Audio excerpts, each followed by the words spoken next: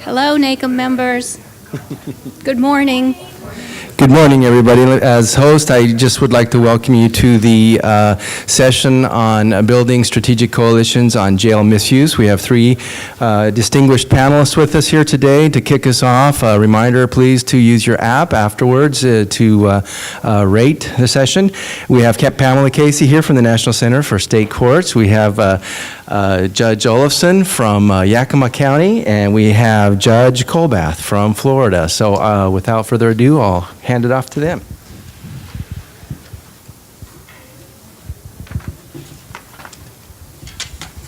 So good morning, everybody. Thank you for joining us on our session here on building, can you hear me back there, Emily? Okay. On building strategic collaboration to address jail misuse.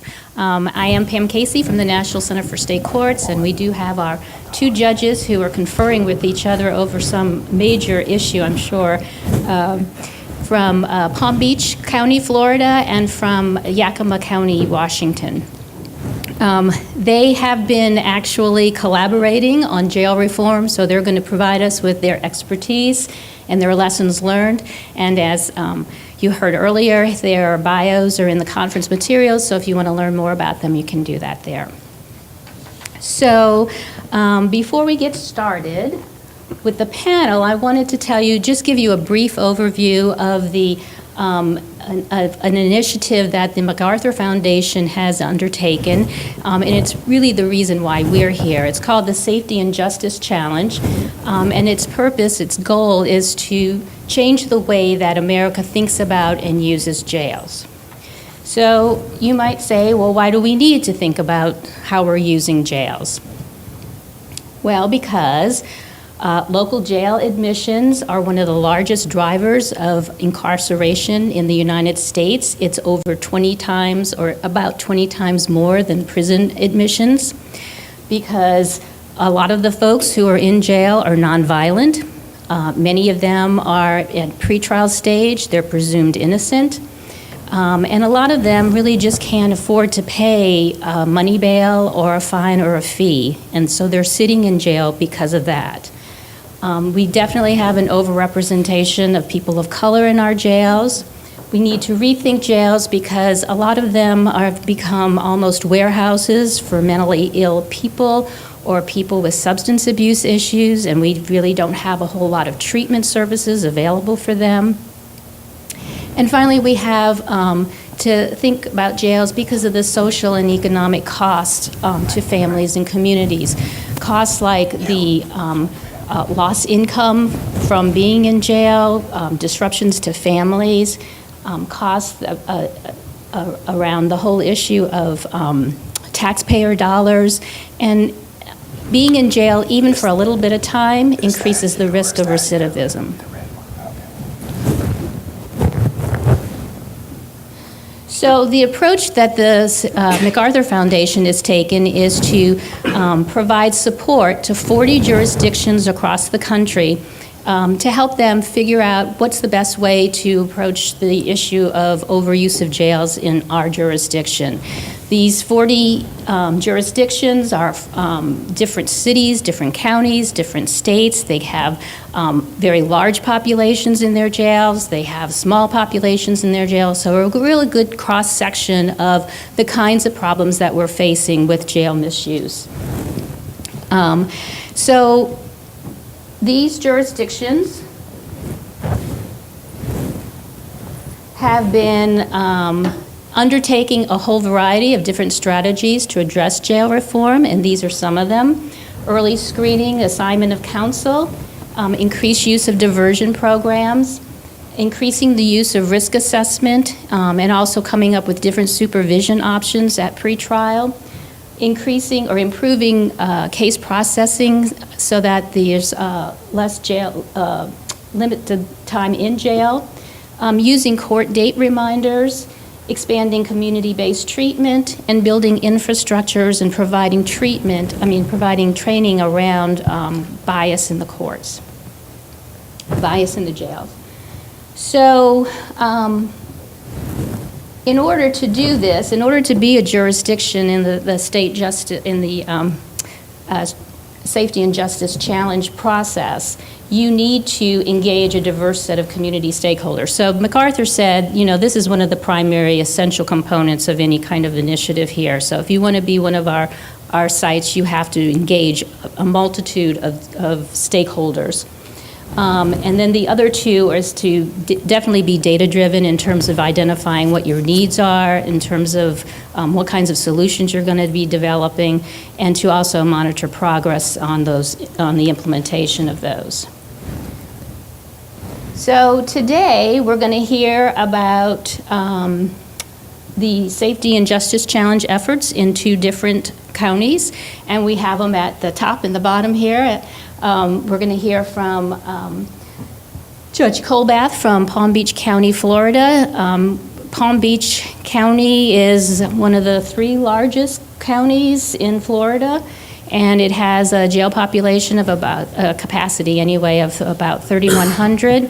And then we're going to hear from Judge Elifson from Yakima County, and its jail population is approximately 700. Yakima County is a very rural jurisdiction, so you get to see a little bit from different perspectives of how they're trying to address these issues. So I just want to set up a little bit here as an overview for the plan for this session. We want this to be conversational and interactive. We know that a lot of you have already engaged in multi-stakeholder initiatives in various ways. We're sure that you have some ideas about, challenges we need to be aware of and strategies we can use, and maybe some of the benefits around collaborative initiatives. So what I'd like you to do is just take a minute to quickly write down some ideas you might have, some experiences you might have on bullets 2 and 3. And then as we go through the program, we'd like to hear from you about your reaction to what's being said, and maybe some examples that you can provide. So literally just going to give you a minute right now to write something down. For those of you who might be watching live streaming, this would be an opportunity for you to write something down too, or to go get a cup of coffee.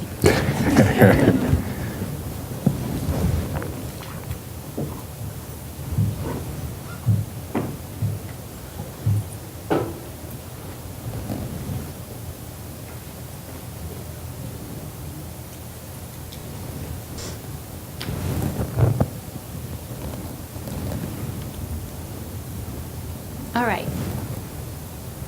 Thank you. What I want to do now is hear from Judge Colbath. Let us know what he's been up to with his colleagues in Palm Beach County. All right, thank you very much, Pam. And good morning, everybody, or afternoon, wherever you might be. Again, my name is Jeff Colbath, and I've had the privilege of participating in the MacArthur Project in Palm Beach County. And please, if you've got a question, throw your hand up, because I want this to be filling your needs, to answer your questions. And so it's kind of like show and tell. I'll start telling you what we've started to do, what we've learned, what challenges we've had, and I invite David to jump in and when he wants to share. And I think we got picked to participate in this project because not only are we at extreme ends of our country, but we're also very different in our geography, our layout, our prison population, our citizen population. We're rather large, they're on the smaller side. So as a starting point, I want to share with you that the overarching goal of this project, from my perspective, is making our community safer. MacArthur likes to put their project in terms of reducing jail population, and from my perspective, that is actually not an intuitive byproduct of creating safer communities. I don't want to reduce jail population at the expense of my neighborhood. I don't want people breaking into my garage so that I can say I've reduced jail population. So what we want to do is have a closer examination of how we treat people who are charged with crimes. And the MacArthur Project is focusing its population on jails, not prisons. Mostly low-level crimes, misdemeanors, crimes punishable by less than 1 year in jail. And so they have given us the resources. They have challenged us. It's called the Safety Challenge. And what they want to do, in essence, what I heard them say is, if we gave you all the money you needed, how would you improve your criminal justice problem in your county? And do you have a problem? And so with the initial funding money we got, we were able to drill down into our data. Who's in our jail? How long have they been in our jail? What's their background? What are their charges? What's their bond? What are white people getting set for bonds versus black people and people of color? What are women getting as bonds versus men getting for bonds? How long is it taking to resolve the average case? Why is it taking so long? Why are there mentally ill people in jail waiting for jails? So, and what happens when we release them on pretrial? So we took this money and we got the infrastructure, the databases for the sheriff's office that speaks a different language than the clerk's office, that speaks a different language than the state attorney's office, the prosecuting attorney's office, that speaks a different system than ours, the court systems do. So we were challenged by trying to get everybody speaking the same language and culling the data together collectively. And MacArthur was wanting to pay that, and that was an expensive proposition. It took people and infrastructure, hardware. And they wanted to do that nationwide with all of their sites they're studying so that they could compare apples to apples nationwide. And so for us, one of the challenges, well, one challenge that was not so great for us was, and is bigger for a lot of other jurisdictions, and that was turf protection. The sheriff doesn't want to share his or her data with the state attorneys, and the state attorneys definitely don't want to share it with the public defenders or the court system or the clerks.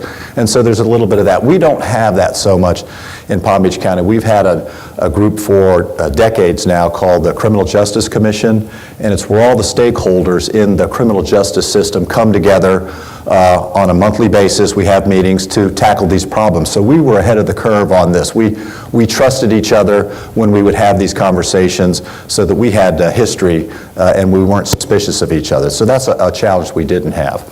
But so as we were looking at it, we realized, to no one's surprise, that minorities in our jurisdiction, it's people of color, African Americans, and Hispanic population, and also Creole, people from Haiti. And so they're overrepresented in the jail.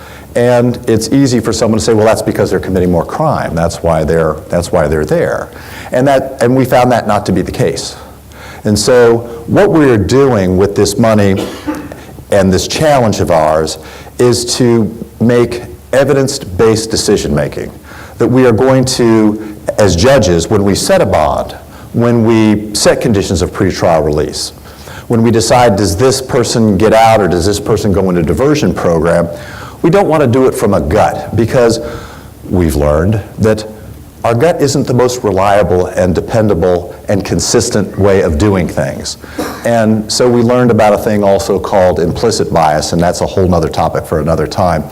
But if we do our decision-making with the assistance of evidence-based practices, we will get a more consistent outcome, and it will help address the disparate treatment of minorities, but also it will address the two things that we want to address in the pretrial population. When someone gets arrested, do they get a bond, or do they have to wait for their trial while they're in jail?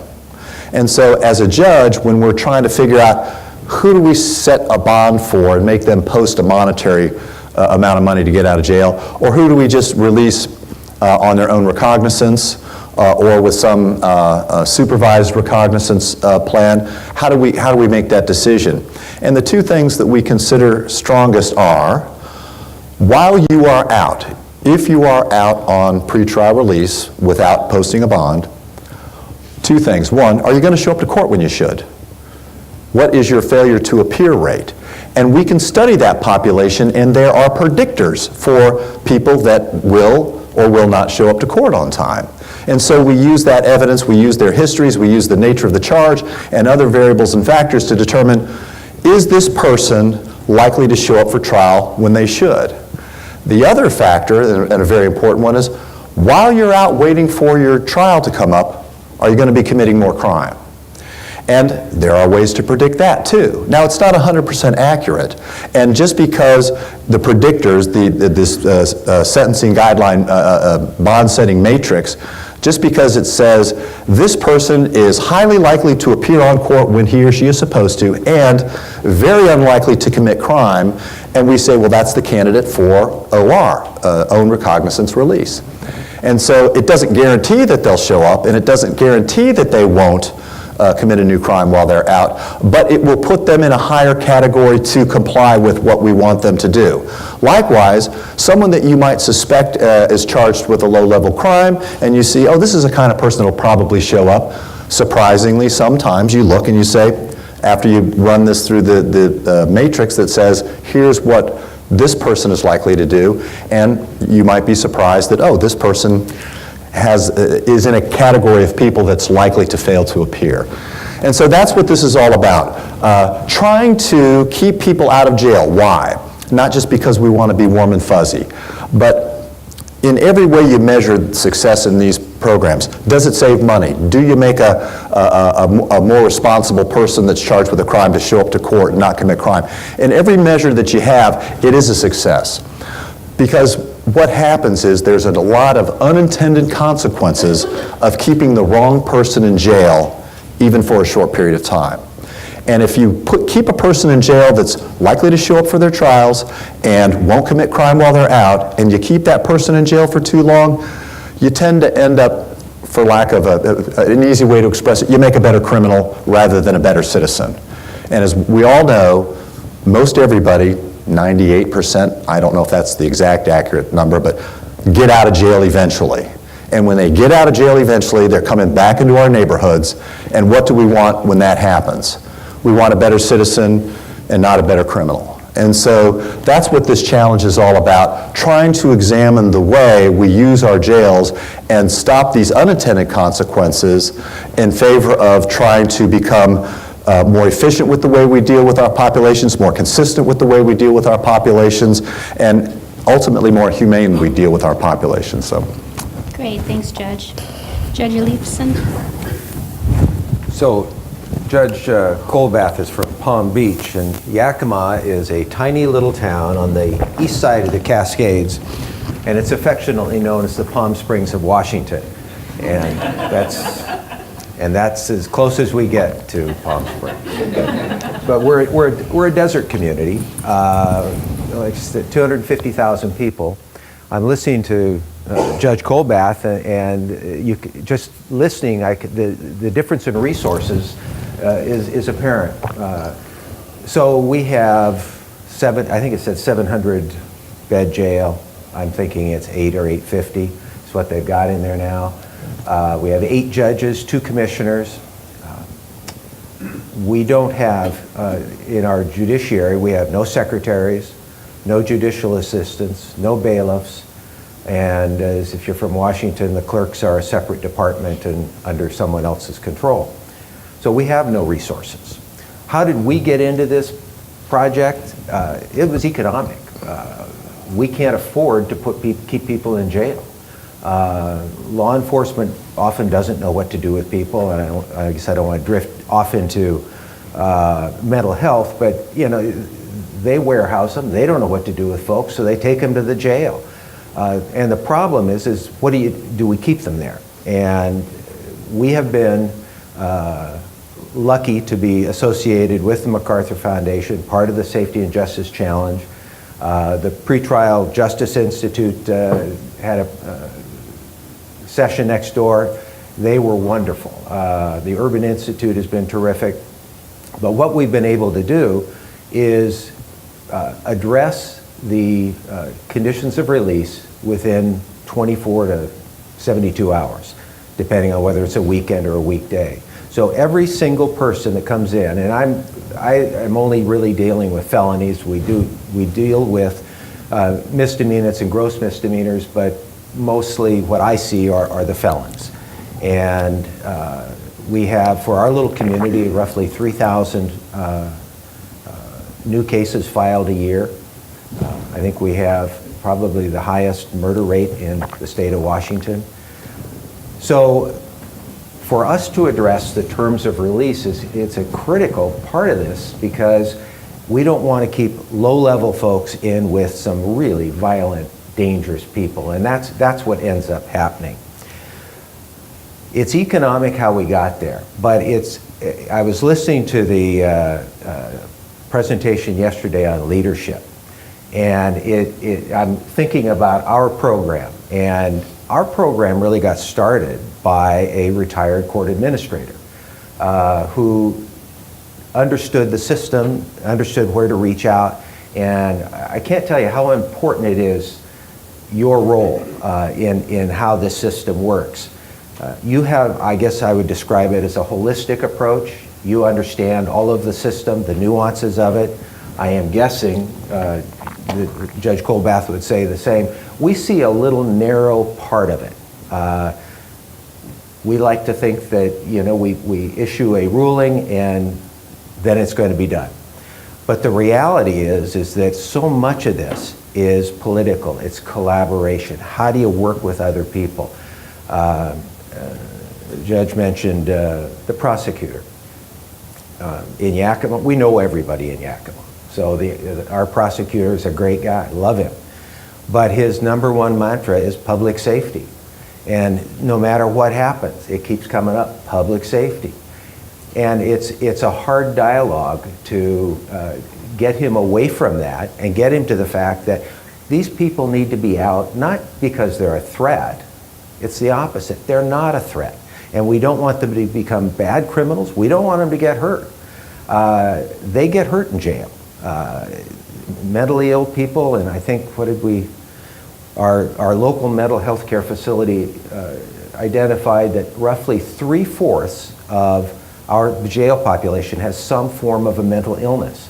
I mean, think about that. And so these folks come in, and it's a low-level crime. It may be a domestic violence issue, multiple violations of a protection order, but they don't belong in there with murderers and gangbangers. So what we've done is we've got a two-prong approach right now. Is #1, the pretrial release program. We use the Arnold tool, and that has been a marvelous and very successful program. We've seen, I think you'd measure it's 20 percentage point increase in the number of people released, which went from, I believe, 53 to 70%, something like that. And so it really is almost doubling the number of people we released.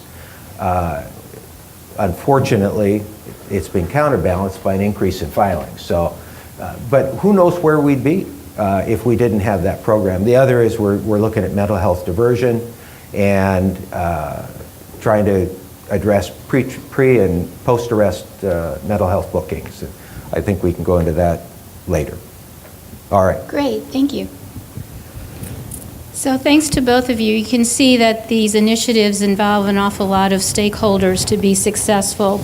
So what I'd like to do is just talk about what some of those challenges are and maybe some strategies for addressing effective collaborative initiatives. Judge Colbath, maybe we'll start with you. Or, is there something in particular that was a challenge that you faced when you were trying to get these reforms underway? I mentioned the data, calling the data together so that we could create an accurate measuring stick that we could judge our progress with. So that was one thing, and we've not completely overcome that. That's an ongoing thing, as technology always is. I mentioned the one thing that we really didn't have a terrible challenge of turf protection. We've got a good collaborative group in Palm Beach County, and we're lucky because we work well together when we get and sit down and talk about criminal justice issues. We're used to it, and so that's been okay. Our county's large, geographically speaking. We're the largest county east of the Mississippi River. We're huge. And we've got so many different communities. We've got really wealthy communities, really poor communities, and they're spread all over the place. So there's a lot of square mileage to cover. And the resources that we have available on the coastal area, the Palm Beach County is on the coast, the Atlantic Ocean, and so a lot of the population and a lot of the wealthier communities are in that area, and so those cities have some resources that out in the western part of the communities don't. Generational poverty out there.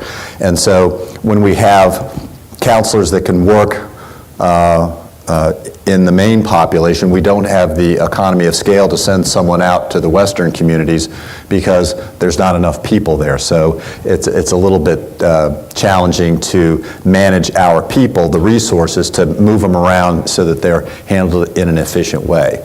Other than that, the challenges have been just changing the mindset. It's so easy to say, lock them up and throw away the key.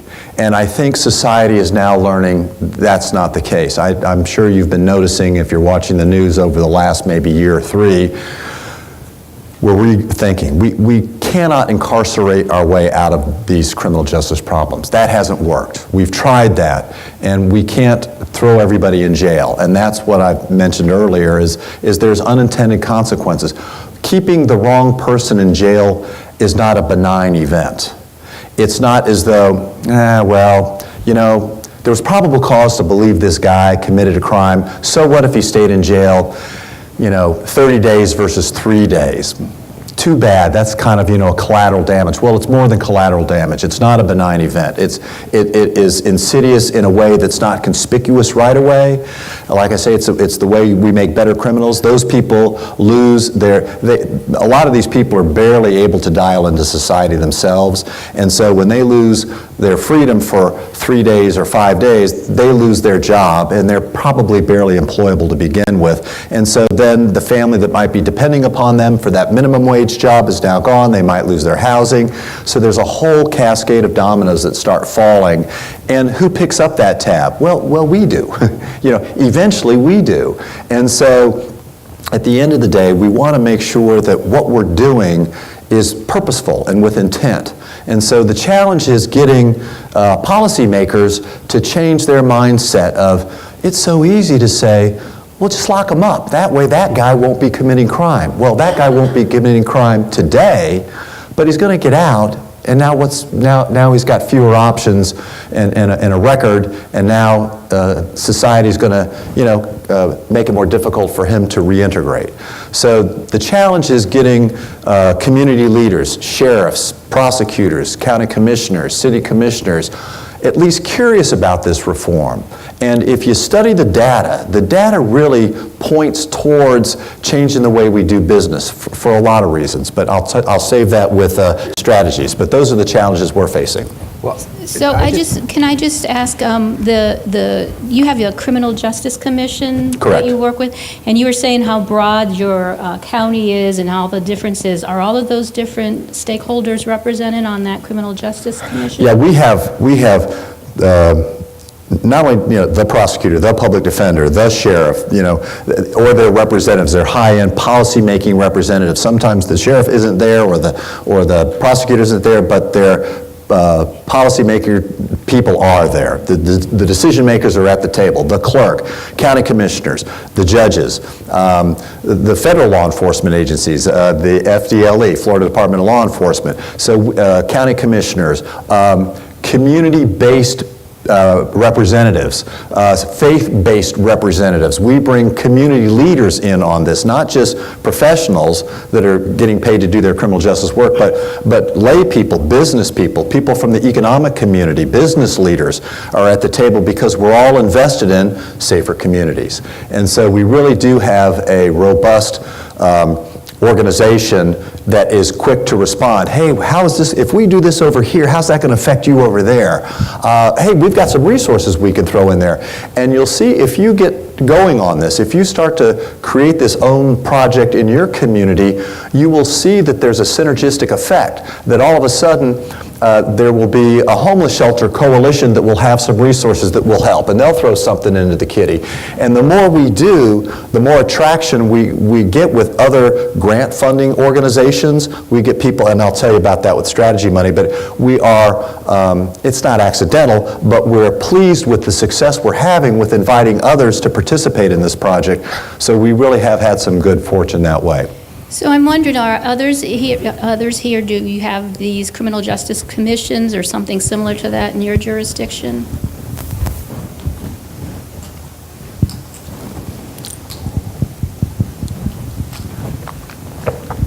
We have a couple of these Can you say in where you're Arizona, from? Thanks. and particularly up in northern Arizona. We call them Criminal Justice Coordinating Councils, so it's a slightly different name. Same concept, again, getting the policymakers, getting the decision makers to the table.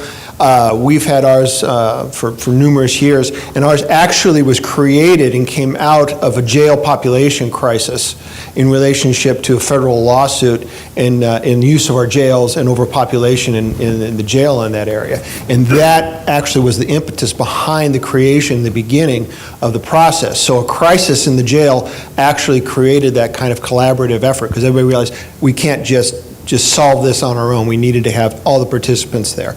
And once the jail issue was resolved, obviously the group continued and looked at other issues and moved forward from that point.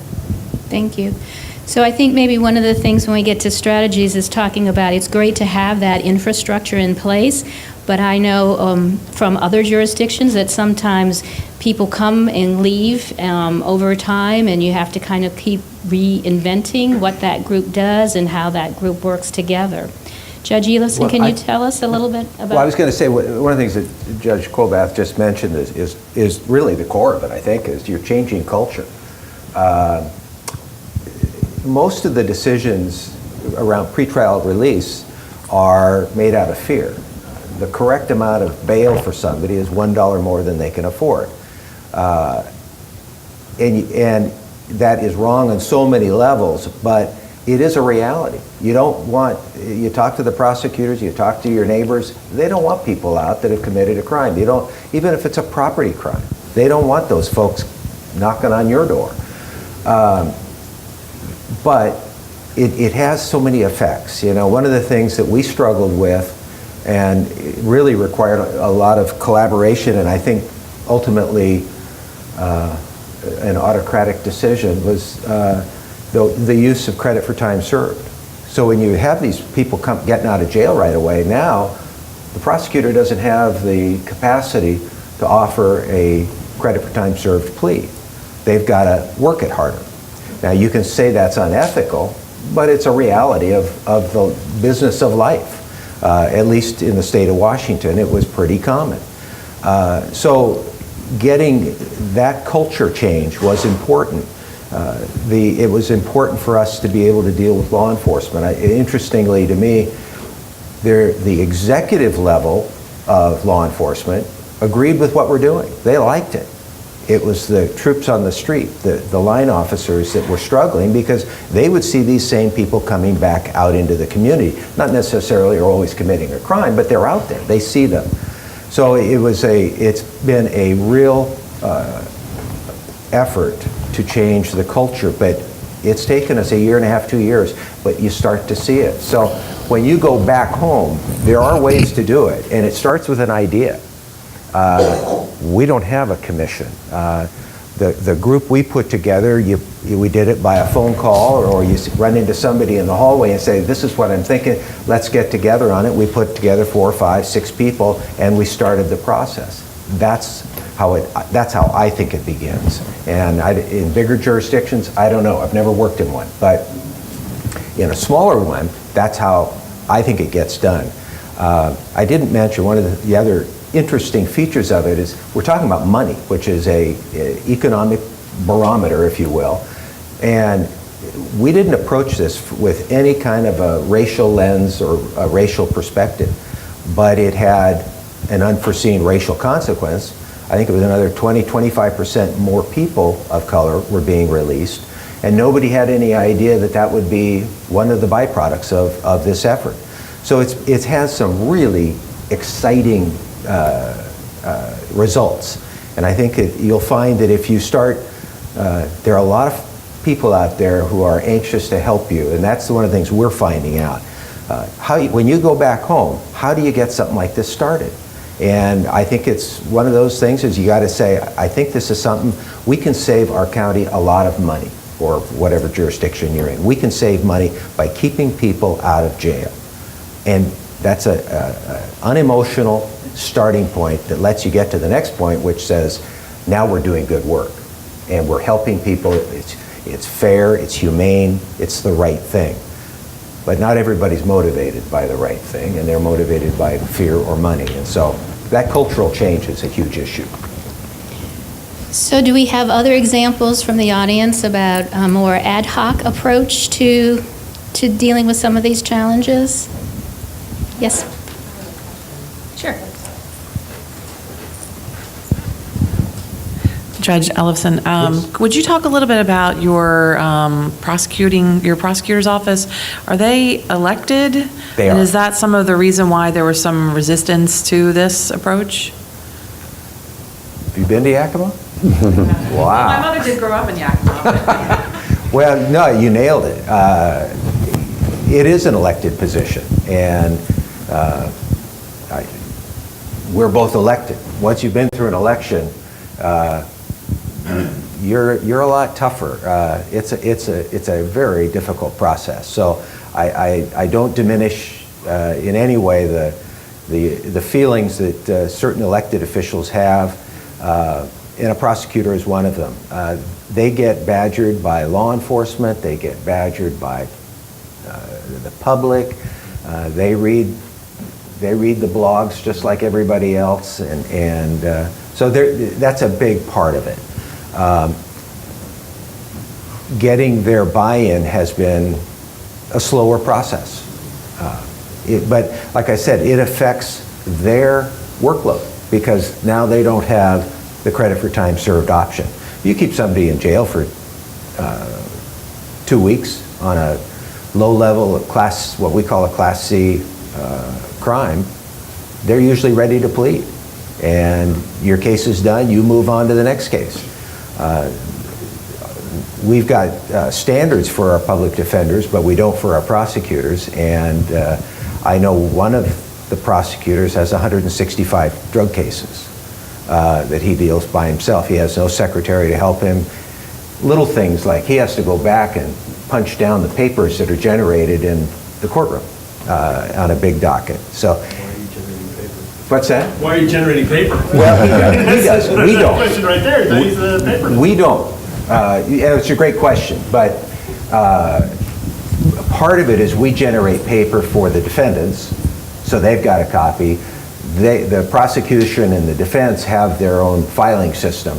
We use Odyssey, which I noted affectionately had a booth here for this meeting, but we use Odyssey and we've loved it. But so I don't have a paper file. I mean, before I took the bench, I was a prosecutor, and we always wanted people to reign. It's not a necessary part of being elected, but they're advocates, and I have no problem that that's their position.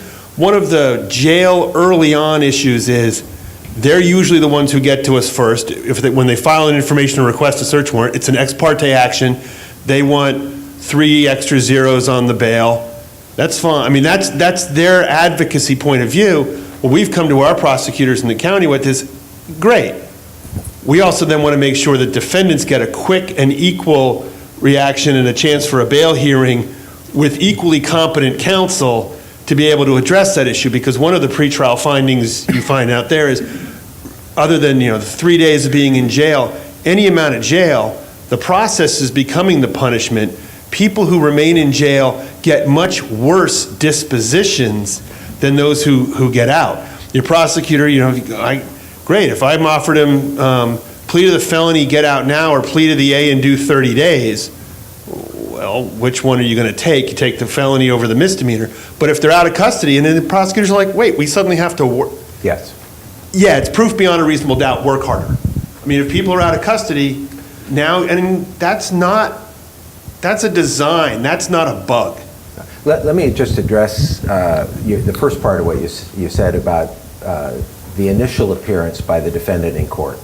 And there's always a prosecutor there. And what we do now is, at a part of the funding that we got through the MacArthur Foundation and the Urban Institute and everybody involved, is that we have a prosecutor for that preliminary appearance, and we have a defense attorney.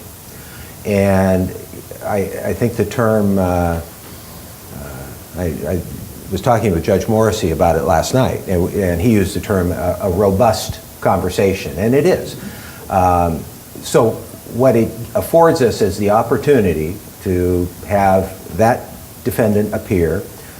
We all have the PSA that we all review, and the lawyers argue off of that and off of their files or their criminal history. Obviously, everybody says they don't want to argue the facts of the case, and then they argue the facts of the case. But it gives us an opportunity right up front to address what the terms should be. And it is a robust conversation. And I think we're doing it statewide, at least they're looking at it. Isn't that right, Callie? Yeah. So it's a big deal. So great observation. So before we move on to strategies, any other challenges others would say that we should be watching out for? Yes, ma'am.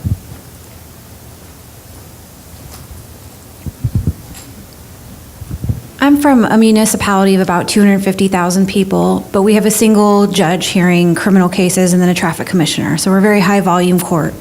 And one of the struggles that we have is even if you consider reducing bail amounts, if they're not able to post it, they're not able to post it. And so the situation that we have with a single judicial official is that our time to disposition on cases, if they end up going to trial, is 30, 45 days, and they've been in custody for, trespassing or something so low level. And we've had a big struggle in when we have probable cause hearings and we have arraignments and we have all of those sessions are taking up time on our docket with our single judicial official, which is just pushing out these trial dates for in custody sessions farther and farther and farther. A bubble.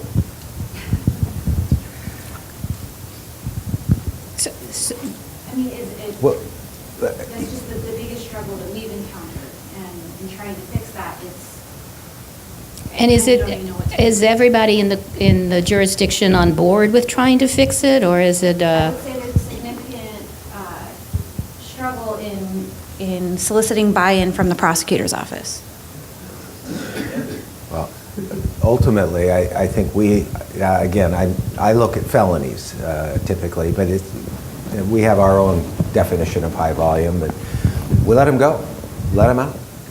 Yeah, if you get a risk assessment tool, Yeah. like we've talked, there's several of them out there, and they have to be really, they have some general guidelines, but then they have to be tailored to your own community.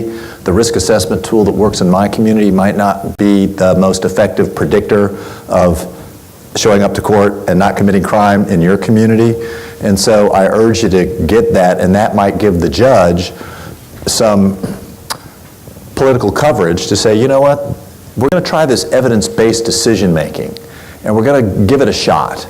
And and it doesn't take discretion away from the judges. It isn't, check all these boxes and this guy gets out, judge, whether you like it or not. The judge ultimately has the say on what the bond is, and he or she can say, I'm going to follow this recommendation from this risk assessment tool, or I'm not. And every now and then you're going to say, no, clearly this person needs a higher bond, or this person clearly needs a lower bond.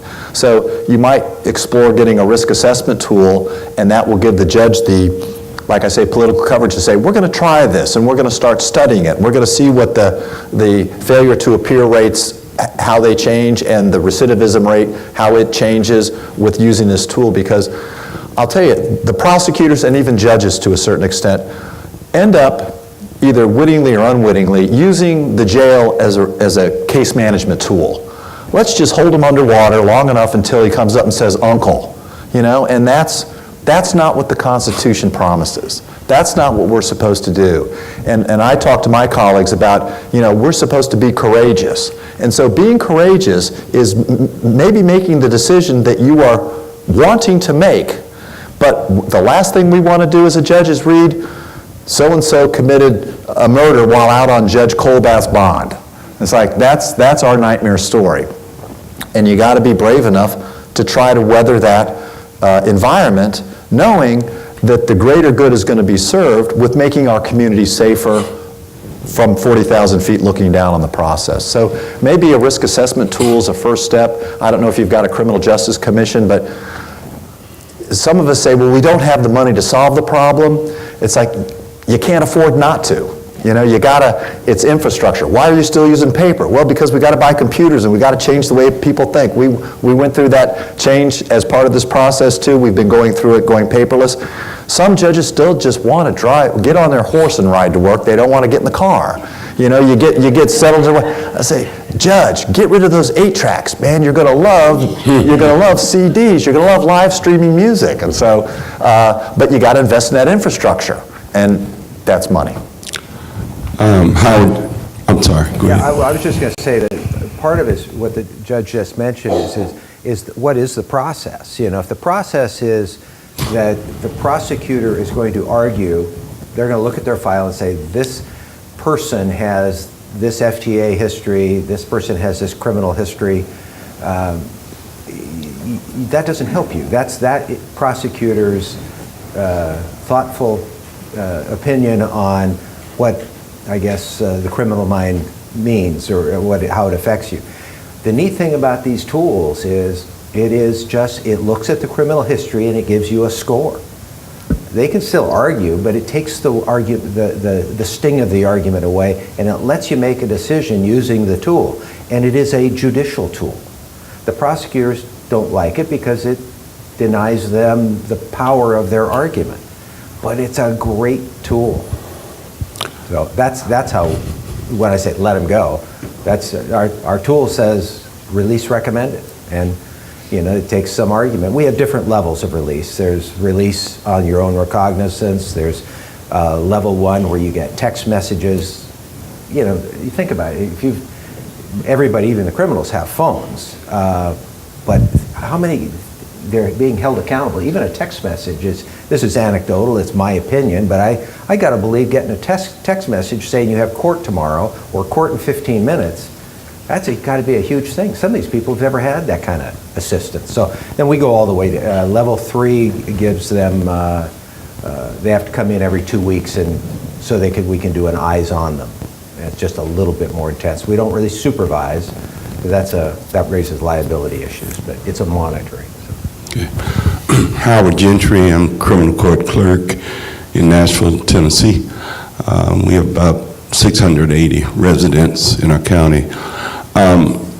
You know, the situation where you're having to push the cases out for people in jail, I really look at that as a worse crime than what the person committed to be in jail. It's sad not to speak to you personally, but we struggle with the same thing, and we have to deal with it, and it's just sad. In your studies and your research, have you researched the number of people who are pleading guilty, who are not guilty, just to not to have to spend the time in jail? And have you all been able to find figures on that? Not in our little county. We don't have that kind of data, but you might. Am I still with you? There I am. We haven't studied that, and I don't know if that's a piece of data we can mine. I'd have to talk with the public defender and see if they've got a sense of, you know, am I pleading guilty just because I want to get out of jail? But we don't have that as a data point right now. Well, the fact is that we all know it happens. You look at the special that they did on New Orleans, where prosecutors admitted that they were prosecuting innocent people, or vice versa, that was occurring. And I dare say, I dare say that if,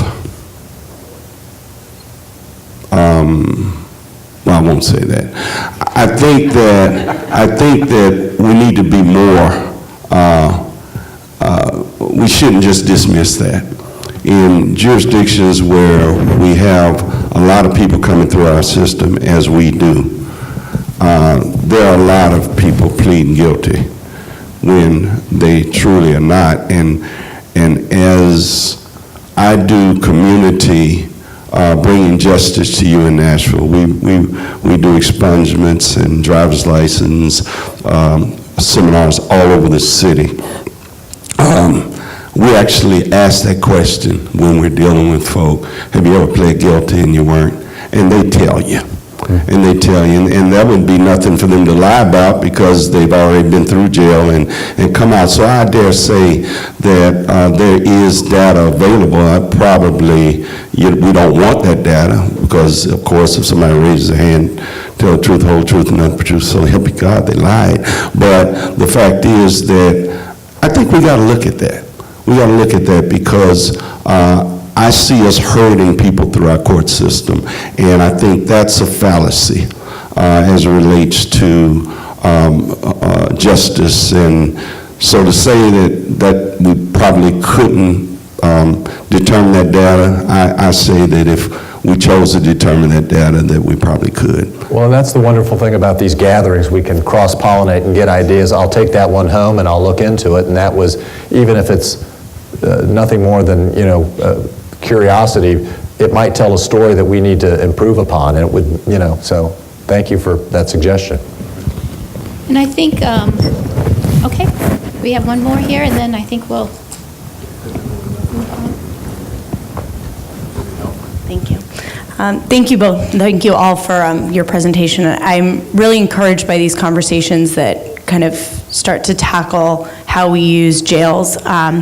My question is more of a fear for potentially a future challenge, is that in this we look so much to kind of alternatives to detention, and I worry sometimes that this might shift the conversation and shift our system from one of mass incarceration to one of mass supervision, which is also costly both in monetary terms and also to individuals that have that hanging over their head. So I don't know if that's come up at all in trying to address these issues, and if so, kind of what the conversations have been around that. Your intuition is taking you to ask the right questions.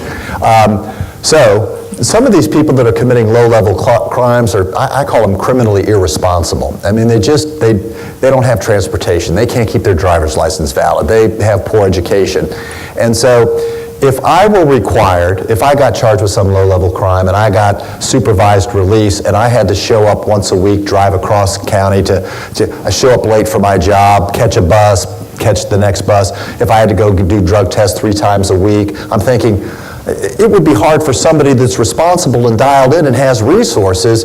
It's almost prohibitive. It's almost impossible for people that are marginally invested in doing well in society anyway. So we are very careful about putting too many conditions on these people with pretrial release. We don't use pretrial restrictions to solve a problem we presume exists. Oh, this guy's out on bond for a drug charge. We need to put him in a program over here, and as a condition of your release, you got to go over there, and then you got to check in 3 times a week with us here. That's something that they might want to do, and that's something that a sentencing judge might want to do, but we are now being more careful about what pretrial restrictions we're putting on people. I like to make the analogy, if I were driving down the highway and a police officer pulled in behind me and followed me for about 10 miles, eventually he'd be able to pull me over and give me a ticket. And so same thing. People who are watched long enough, so you want to be careful how much scrutiny you give on these people. You want them to succeed and not create an environment where they're going to fail. But to that point about some of that was sentencing as much as, that's the back end of the jail. We've really been dealing on the whole pretrial part of it, but then there's the back end, how do we use jail? And then now the most overused word we have is risk, right? And the word that has more definitions, because there's pretrial risk, total different than the risk we use on the other end at sentencing, which is, are you low risk to reoffend? Do you have needs, substance abuse or other needs that we can treat? We'll address those. But if you're low risk and you're just the guy who every time you flip a coin, you call it wrong, those are a good chunk of our clientele, go away. Maybe can you pay a fine? Okay, great. Can you pay the fine? Can you do community service? No, but supervision just because makes no sense. And that's why we try to now use, more and more of us use risk assessments on the back end at sentencing or either at sentencing or before sentencing to help do that so that we're not over-medicating low-risk offenders, because the more you do to low-risk offenders, the worse you make them. We all know that. Well, and we don't have the authority. really. And I mentioned that we call it monitoring. We still don't have in our publications the word supervision, but we're trying to get away from it just so we don't create any liability for those individuals that do commit a crime when they're out pre-trial. They're not being supervised. There's no responsibility by the county for their behavior that we should have kept them. So you get into that supervision, and I think the judge addressed, you can't really require them to do, and I don't want to require them to go through drug treatment. They can do that on their own, but you can't require it. So I'm not sure that that's coming yet. But I think what we're doing here is getting a great start on how you get these low-level people out, and it only takes 1 or 2 people to get it started. That's the key. Okay, so we have about 5 minutes left here. I just wanted to, I think we've talked actually in this conversation about some of the strategies and benefits as we talked about some of the challenges. I will remember a long time now that one of the strategies is to make sure judges have CDs rather than 8-tracks. That's a new one for me. but we have heard about the importance of collaboration. We've heard that data is a very important piece to be using when you're having conversations, that it's important to have agreed upon outcomes that you're looking for so that you keep your eye on the goal rather than on the individual pieces of the various missions of the different folks involved. And I think that I'm going to give my panelists an opportunity if you wanted to add anything to that in terms of strategies and benefits. As far as where to go forward from here, pick one little thing that might have resonated with you. The reminder system is a little expensive. You've got to do some infrastructure, but there are grant funding entities that will help you with that. And your doctor, your dentist, your hair salon person calls you up the night before and says, "Oh, you remember you got an appointment?" And and so that will greatly reduce your FTAs, which will take away the opportunity for the judge to say, "I'm going to stick you in jail and hold you with no bond now because you didn't come to court on your..." So one person can really make a difference. This whole movement is really looking for a leader, and in any area that you're in, if you don't feel like being that person, get someone that is in that role and pick one of these little strategies and take a little baby step, and you'll be surprised at how much difference you'll make and how much momentum you'll build. Didn't you say you're starting a mental health court? I am. Yeah. So that was one of the things that I got out of our pretrial reform in Yakima was you build a network. People you can trust, you talk to them, you share your feelings, your experiences, and then now we've moved to mental health. And it's the same crew going forward. We've got to reach out some different people involved, but you got to better reach into the community now. And it builds on itself. It's an incredible benefit. So.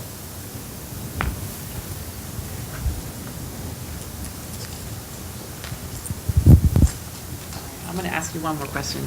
Judge Ellison, if you don't mind, I'm going to ask you one more question. And that's about you are using text messaging notification? Yes. So we're working on developing something like that in Maryland. And I'm just wondering if you have them opt in or are you doing it by order? Oh, it's all voluntary. Okay. All right. If once they're on the program, they can say, "No, I want to post bail." Gotcha. Yeah, but no, once they're in, then they opt into it. Yes. Okay, gotcha. Thank you. Right. Our world is voluntary. Thank you. Since we're talking about benefits, I just want to call out Judge Elifson and his staff. They do a fabulous job in Yakima, but they took it even further. And I want to give you some encouragement at the municipal level or wherever you are. We took one of Judge Elifson's judges and their prosecutor with us to our Western Costco meeting a couple of years ago. And one of the things I asked them to do was to come back and challenge our Supreme Court to form a statewide task task force. We don't have a commission yet. We're still working on that. But they did challenge them and ask them to do a task force, and we do have a statewide task force now that'll have recommendations by the end of the year to try to develop a statewide initiative in this. And it starts with one community doing the right thing, doing the best thing.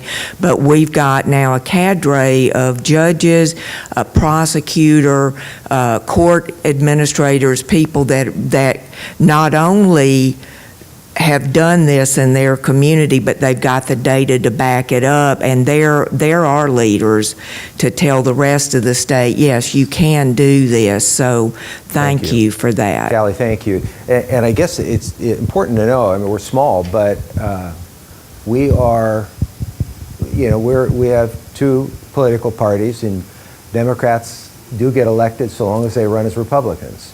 But so, it kind of tickles all of us that little old Yakima, as conservative as we are, have been able to have some success. But Callie, thank you, appreciate that. So. And for those of you who may not know, Callie is the State Court Administrator from Washington and also the President of the Conference of State Court Administrators, who are very supportive of these efforts. So I see it's 12 o'clock. I just want to let you know, thank you for this, coming to this program. I wanted to let you know, if you are motivated to move forward on this, we do have several resources to help you get started. Here's 3 websites, and they're in your slides, so you don't have to write them down here. You can also just contact me, and I'm happy to provide more information about what we have. Very, very much want to appreciate and thank our panelists. They were great today. And I'd also just like to thank all of you. Thank you for spending this hour with us, and appreciate your